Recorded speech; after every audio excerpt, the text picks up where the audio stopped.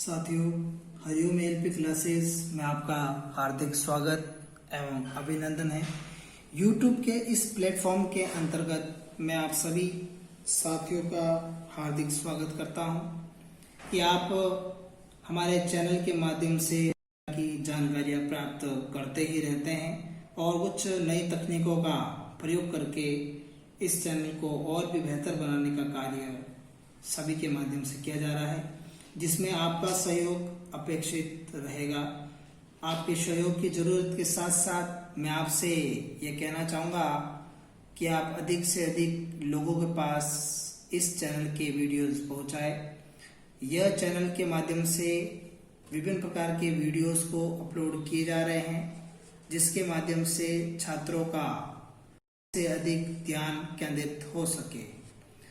आज हम बात कर रहे हैं इलेक्ट्रिशियन ट्रेड के बारे में। सभी को पता ही होगा, आईटीआई के अंतर्गत एक ट्रेड होती है इलेक्ट्रिशियन, और इस ट्रेड के माध्यम से विभिन्न प्रकार के कार्य विधि, छोटे बड़े कार्य घर के अंतर्गत अपन कर सकते हैं।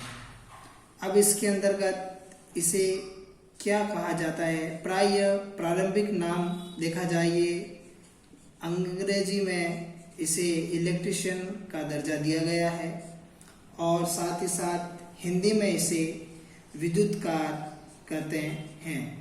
विद्युतकार मुख्य रूप से क्या होता है, इसके बारे में आपको थोड़ा सा बता देता हूँ। विद्युतकार विद्युत चालित उपकरणों का निर्माण, जो उपकरण विद्युत के द्वारा चल रहे हैं। विद्युत चालित उपकरणों का निर्माण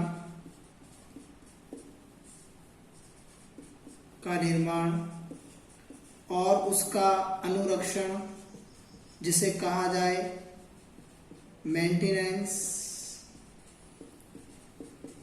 और मरम्मत का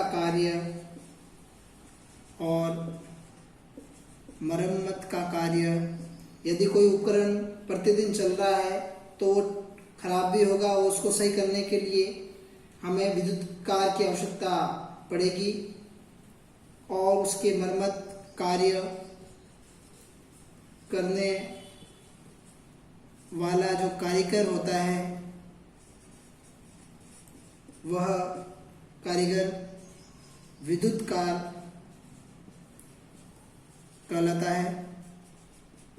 और इसके माध्यम से घरों के अंतर्गत जो भी कार्य होते हैं छोटे बड़े, चाहे वह ट्यूबलाइट लगवानी हो, चाहे कोई बल्ब लगवाना हो, या फिर किसी हॉल के माध्यम से उसे सही करना हो, तो हमें इसके अंतर्गत इस विद्युत कार की आवश्यकता होती है। और बिना विद्युत कार के कार्य हमारा अधूरा रहता है। तो ये होता है विद्युत कार। अब इस विद्युत कार को बनने के लिए आपके पास क्या योग्यता होनी चाहिए? वह योग्यता है 10th प्लस ITI का डिप्लोमा सर्टिफिकेट अगर हो तो आप ये विद्युत कार बन सकते हैं। एक सर्टिफाइड विद्युत कार बनने के लिए आपको यह आवश्यक है।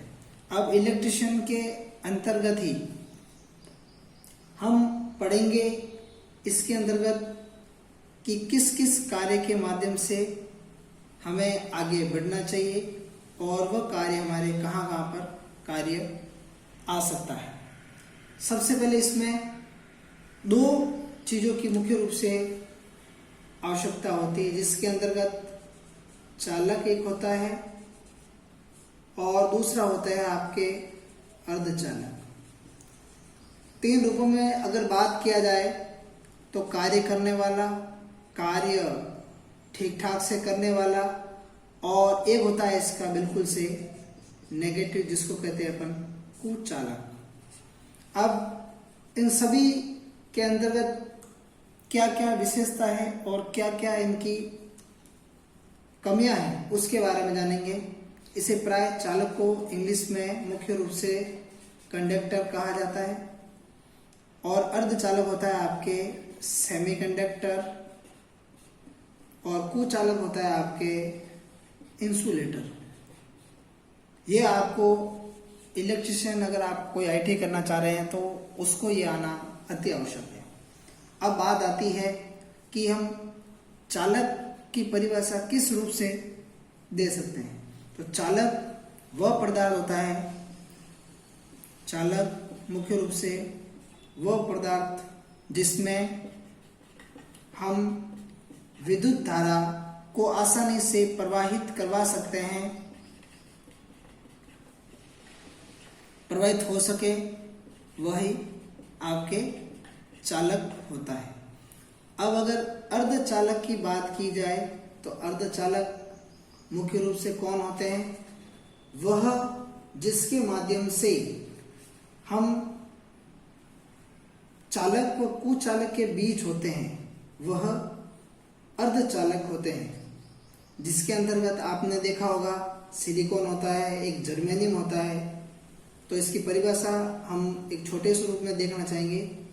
वह पदार्थ जो चालक व कुचालक के बीच में होता है, वह ही मुख्य रूप से क्या होता है? आपके अर्धचालक। अब अगर हम कुचालक की बात करें तो कुचालक मुख्य रूप से क्या होता है और क्या नहीं होता है, उसके लिए मैं आपको एक बताना चाहूंगा। कुचालक मुख्य रूप से कुचालक, इसकी परिभाषा बताता हूं आपको। कुचालक की परिभाषा अलग से पेन से लिख रहा ताकि आपको समझ में आ जाए आराम से। कुचालक, इससे दूसरा नाम कुचालक से निकालते हैं, दूसरा नाम अचालक और विद्युत रोधी भी इसको कहते हैं। अब बात आती है इसमें, इसकी परिभाषा अपन किस रूप में दे सकते हैं। परिभाषा के अंतर्गत अपन बात करेंगे, परिभाषा के अंतर्गत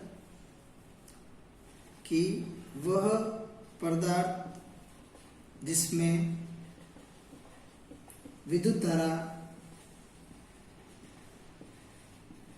प्रवाहित नहीं